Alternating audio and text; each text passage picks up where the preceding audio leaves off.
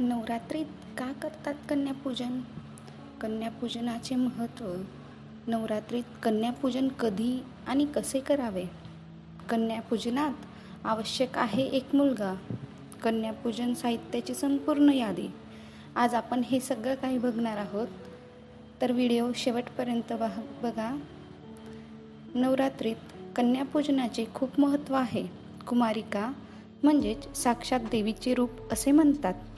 नवरात्रीचा संबंध जगज्जननी दुर्गा देवीशी आहे. नवरात्रीत शक्तीची उपासना केली जाते. कोणत्याही प्राण्यात देवी आईची उपासना केल्याशिवाय शक्ती येत नसते. दुनियेत स्त्रीजात आणि मादा ही देवीचा अंश आहे.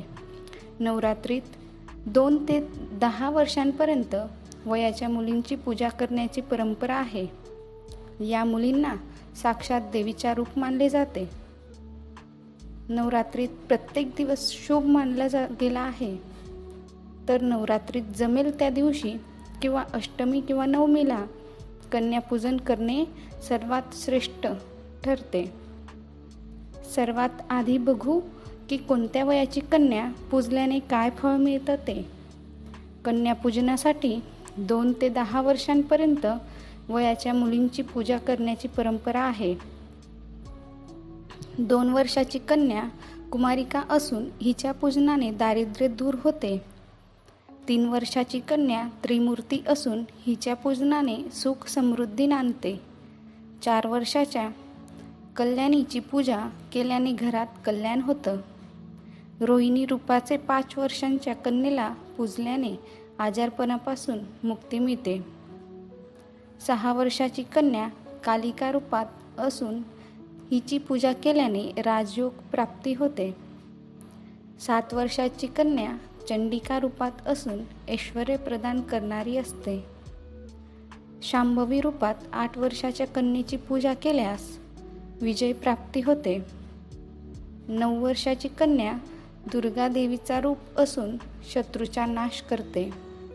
सुभद्रा रूपात 10 वर्षाची कन्या पूजल्याने सर्व इच्छा पूर्ण होतात. कन्या पूजनाचे महत्त्व. देवी भागवतात 9 कन्याचे महत्त्व प्रतिपादित करण्यात आले आहे.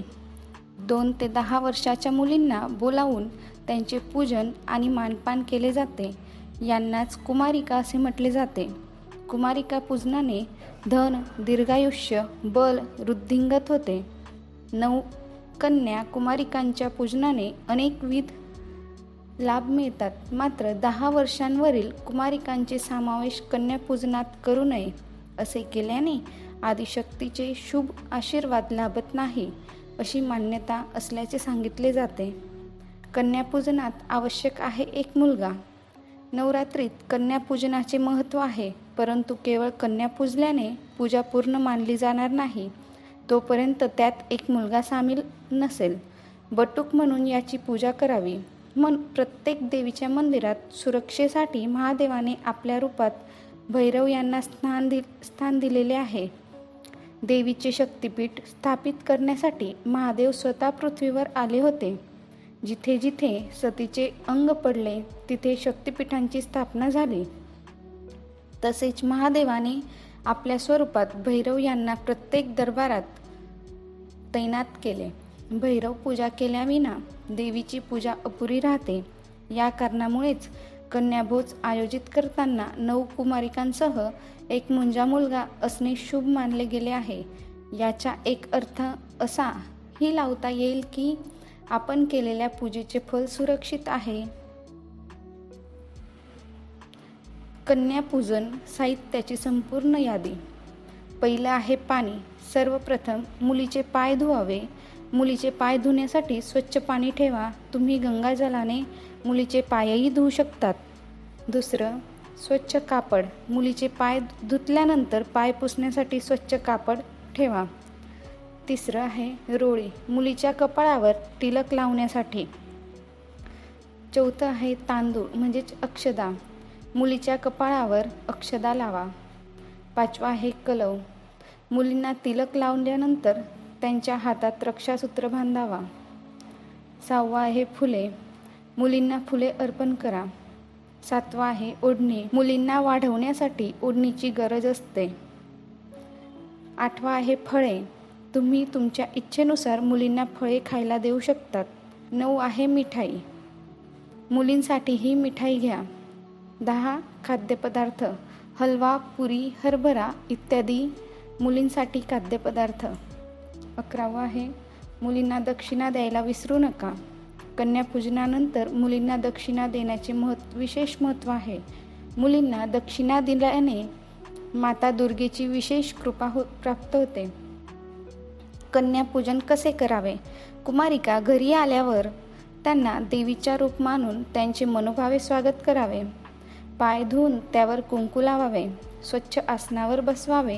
हातावर लाल मोली बांधून कपाळावर कुंकू लावून त्यांच्या आवडीप्रमाणे गोडधोडाचे जेवण करावे आणि प्रसाद म्हणून खीरपुरी, शिरा असे नैवेद्य दाखवावे. यथाशक्ती कुमारिकांना गजरा, दक्षिणा आणि भेटवस्तू देऊ शकता.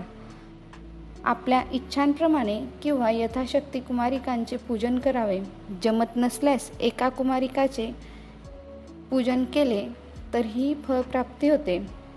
तरी येथे आम्ही सांगू की किती कन्या पूजल्याचे काय फळ आहेत ते. एका कुमारिकाचे पूजन केल्यास ऐश्वर्य प्राप्ती होते. तसेच 2 कुमारिकांचे पूजन केल्यास मोक्ष प्राप्ती होते. 3 कुमारिका पूजल्यास अर्थ, धर्म आणि काम प्राप्ती होते. राज्यपद प्राप्तीसाठी 4 कुमारिकांची पूजा केली जाते. विद्याप्राप्तीसाठी 4 तर षटकर्मासाठी 6 कुमारिकांची पूजा केली जाते. 7 कुमारिका पूजल्याने राज्यप्राप्ती तर संपत्ती प्राप्तीसाठी 8 कुमारिका पूजल्या जातात. 9 कुमारिका पूजल्याने पृथ्वीचे राज्य मिळते. कन्यापूजनात भैरव म्हणून एका मुलाला अर्थात मुंज झालेल्या मुलाला बोलवावे आणि त्याचे पूजन करा. Thank you for watching this video. Like, share and subscribe this channel. Thank you.